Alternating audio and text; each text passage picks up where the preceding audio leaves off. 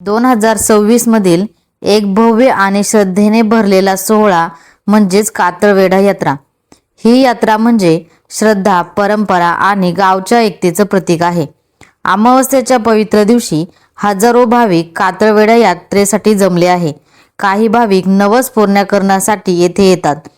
भाविकांना प्रसादाचे वाटप करण्यात येत आहे, ज्यामुळे एकतेचा आणि प्रेमाचा संदेश दिला आहे।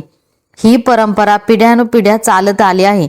असेच नवनवीन व्हिडिओ पाहण्यासाठी ग्रामीण कट्टा या चॅनलला नक्की सबस्क्राइब करा।